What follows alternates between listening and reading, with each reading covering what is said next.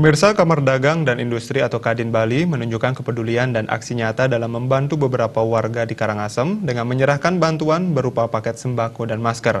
Aksi kemanusiaan dilaksanakan untuk kali kedua dan direncanakan berlanjut untuk seterusnya.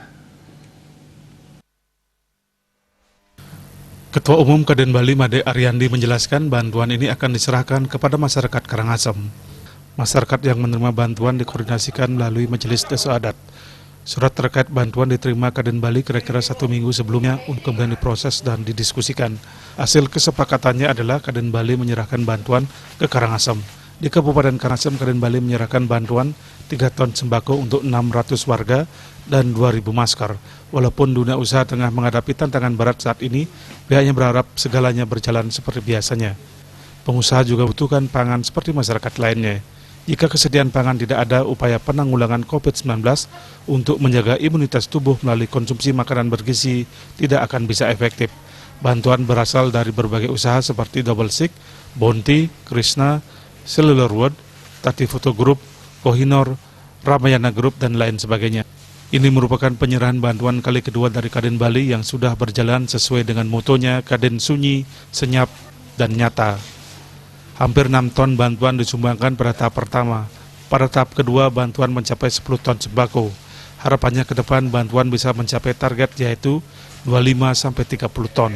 Selanjutnya, Kadin Bali akan memberikan bantuan terhadap masyarakat di Buleleng dan Tabanan yang sangat membutuhkan sembako. Hari ini kita akan berencana menyerahkan kepada masyarakat di Karangasem. Adapun masyarakat yang terima ada koordinasinya melalui Majelis Desa Adat ya. Surat masuk kira-kira 1 minggu yang lalu, kami lakukan proses, diskusikan dengan teman-teman. Akhirnya kita sepakat hari ini kita untuk satu kabupaten saja, Karangasem 3 ton, 2.000 masker.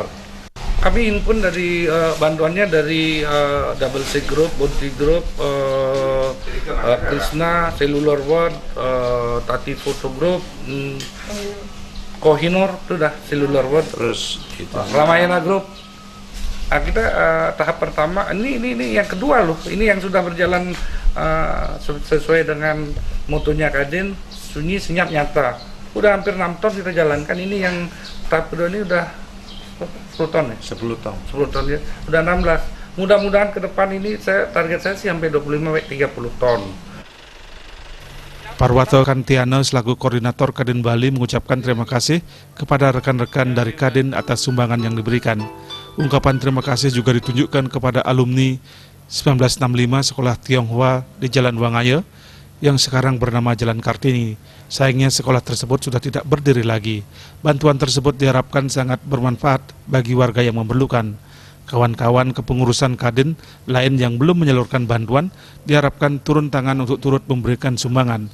Harapannya pandemi COVID-19 segera akan berlalu, masyarakat bisa hidup kembali dengan normal, terutama sektor pariwisata di Bali yang diharapkan bisa pulih kembali. Saya ucapkan banyak terima kasih atas sumbangan yang diberikan oleh rekan-rekan dari Kadin, dan saya juga tidak lupa mengucapkan terima kasih kepada alumni 1965 Sekolah Tionghoa, dan kita juga menghimbau kepada kawan-kawan dan kepengurusan Kadin yang lain yang belum mungkin ikut akan memberikan sumbangan dengan harapan COVID-19 segera akan berlalu, masyarakat bisa hidup kembali dengan normal. Diharapkan masyarakat, pengusaha dan lain sebagainya ikut berpartisipasi menyisihkan sedikit sembako untuk warga di Bali yang sedang mengalami kesusahan. Masyarakat yang hendak berpartisipasi dalam penyaluran bantuan bisa datang langsung ke kantor Kadin Bali di Jalan Mawar Denpasar. Bantuan sekecil apapun pasti sangat berguna bagi masyarakat yang membutuhkan atau kurang mampu. Dewo Krishna, Bali TV.